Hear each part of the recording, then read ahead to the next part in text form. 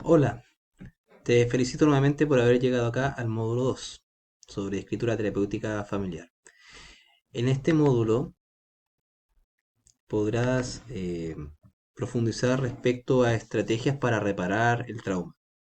Aquí comprenderás algunas estrategias para reparar experiencias traumáticas a través de técnicas narrativas con un enfoque experiencial humanista. Quiero especificar que dentro de la psicología existen variables enfoques terapéuticos. Hemos tratado de orientarlo hacia el enfoque experiencial humanista. No obstante, igual hemos complementado con algunas técnicas cognitivo-conductual que cuando tengas la oportunidad de desarrollar la guía número 2 podrás darte cuenta y comprender el por qué es necesario también llevar autorregistros, por ejemplo, junto con esta conexión afectiva, emocional que te había mencionado desde la línea del enfoque humanista experiencial. Dicho esto, eh, comencemos. Técnicas de reprocesamiento cerebral para trabajar el trauma. ¿Qué quiere decir este título? Una de las estrategias que han sido comprobadas como técnicas terapéuticas efectivas para reparar el trauma o generar una sensación de mayor control a nivel no solamente psicológico, sino también fisiológico, es decir, cómo tu cuerpo puede condicionarse a una respuesta nueva frente a un evento traumático o dolor. Te voy a mencionar cuáles de ellas son las que existen actualmente y también las limitaciones, ¿ya?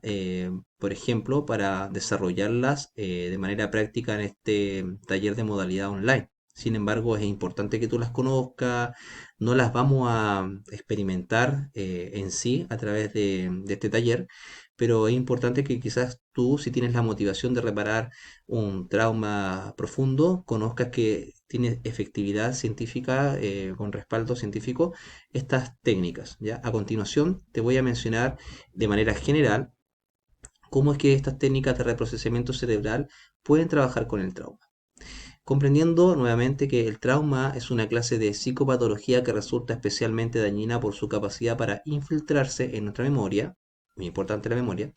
Esto hace que los síntomas puedan ser activados ante una amplia variedad de situaciones, ya que hay muchos tipos de experiencias que nos recuerdan a la vivencia traumática. Así pues, el trauma psicológico permanece en estado latente durante un lapso que puede alargarse durante años o décadas si no es tratado. Y los momentos en los que aparece un agudo malestar causado por este son en parte predecibles y en parte impredecibles. Por eso la comunidad científica, cuyo trabajo se centra en desarrollar recursos psicoterapéuticos, se ha puesto como objetivo crear estrategias de intervención psicológica capaces de afectar directamente a la raíz del problema, el modo en el que determinadas redes de neuronas del cerebro procesan el recuerdo del trauma y la información asociada a ella. Como decía, existen quizás multiplicidad de enfoques terapéuticos, técnicas para reparar el trauma, pero no todas van a la raíz, ¿ya?, del trauma. ¿Y cuál es esta raíz objetiva, por así denominarlo? Estamos hablando siempre de bases con estudios neurocientíficos, es decir, en nuestro cerebro, ya hemos visto en el módulo 1, se registran a nivel emocional y racional, de alguna manera se codifica la información y eso genera una memoria, un recuerdo. Y nosotros, si somos un libro constante que se va escribiendo, ocupando la metáfora del módulo 1, entonces nuestras conductas también se predisponen o se activarían de manera consciente o inconsciente en asociación con estas ramificaciones de redes neuronales que están configuradas a partir de recuerdos, de memoria. Se ha demostrado también en otros estudios donde se han infiltrado recuerdos, comillas, falsos, ¿ya? Es decir, se han sometido a exposición de estímulos a ciertas personas y han distorsionado un poco un recuerdo. Y eso ha generado de manera permanente y prolongada en el tiempo una respuesta diferente a la que tenían inicialmente las personas. Y bajo ese tipo de estudios es que esta técnica, entre comillas, más reciente, en los últimos 30 años, podríamos decir, están cada vez más teniendo mayor auge en los espacios terapéuticos interventivos, no solamente a nivel psicológico, psiquiátrico, médico. Son técnicas de amplio alcance a nivel profesional, interdisciplinario, y por eso es importante que tú las reconozcas como válidas, ¿ya? Porque al momento de someterte a una intervención terapéutica, si es de tu interés, es importante saber con qué técnica se está trabajando el terapeuta. Bueno, a partir de estos esfuerzos han aparecido lo que se conoce como técnicas de reprocesamiento cerebral muy útiles para ayudar a las personas que sufren estrés postraumático o trauma complejo.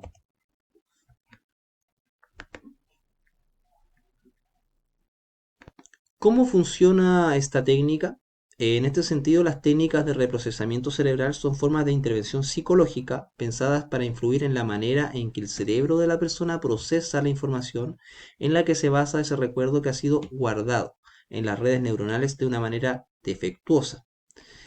Eh, la finalidad no es borrar totalmente los recuerdos más dolorosos, sino modificar la manera en que las personas los experimenta, eliminando la reacción emocional basada en la angustia y la ansiedad y promoviendo una perspectiva más distanciada y basada en la aceptación. Es decir, enfrentarnos a un trauma, no olvidarlo, integrar aquella experiencia dolorosa, pero generar mayor sensación de control.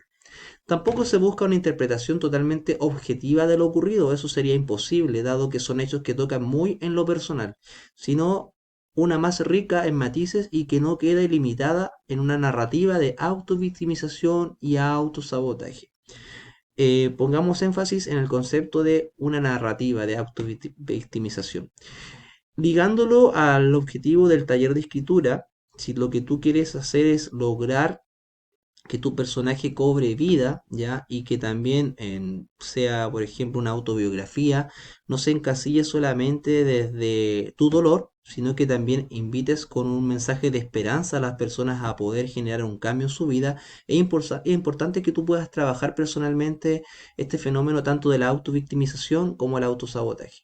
La mente que ha encapsulado recuerdos dolorosos tiende, ya hemos visto, a generar redes neuronales y por ende una respuesta más bien o aversiva, es decir, una huida, un escape hacia el estímulo que me recuerda algo negativo, o reprimirlo, ¿ya? Entonces ninguna de las dos situaciones es positiva, ya que si yo reprimo un recuerdo, no tengo un contenido, un material para poder usarlo de base en mi autobiografía, y lo otro sería que nos genere en el público, es decir, un alcance positivo y la crítica puede volverse negativa si mi autobiografía es más con una tendencia autodestructiva que positiva.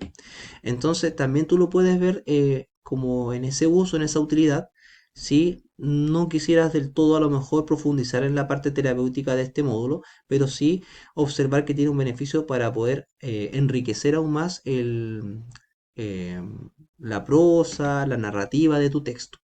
Ahora bien, aunque se ponga el foco en la modificación de conexiones neuronales específicas, esta técnica no son invasivas y no implican ninguna clase de cirugía ni toma psicofármacos. Ya ahí vamos a conocer, ya puedes ver en la imagen que se trata más bien de una modificación de la respuesta basada en el movimiento ocular.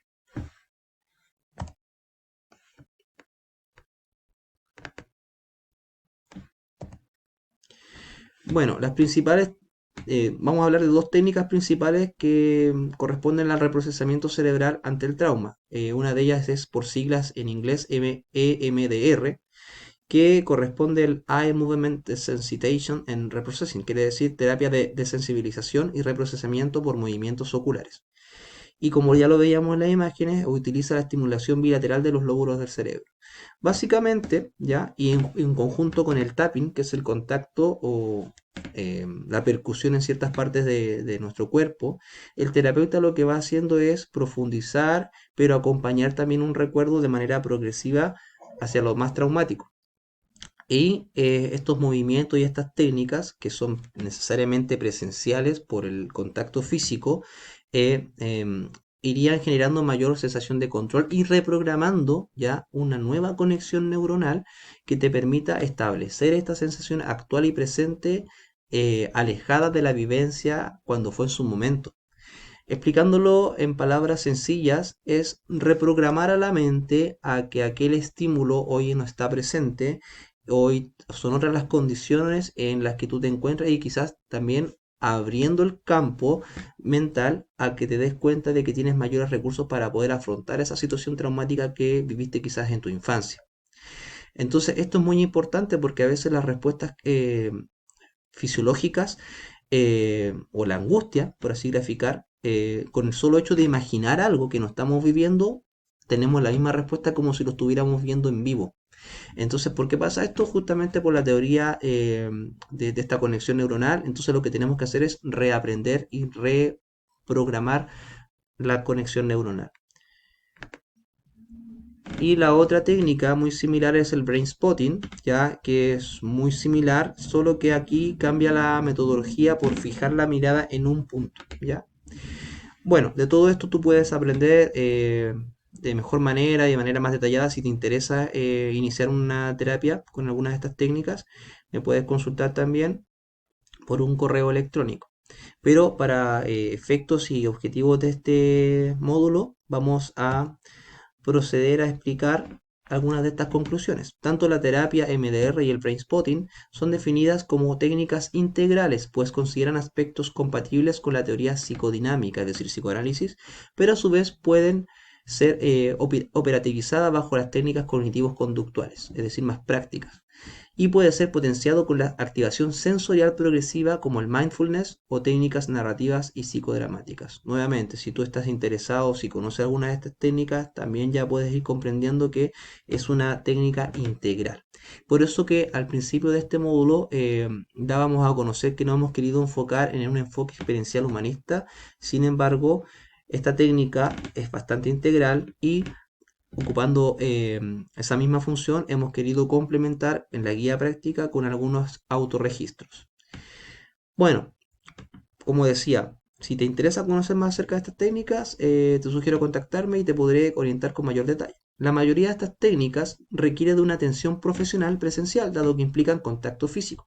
Debido a las limitaciones para efectos de esta modalidad remota, nos enfocaremos en desarrollar técnicas del tipo narrativa, las que veremos en esta segunda parte.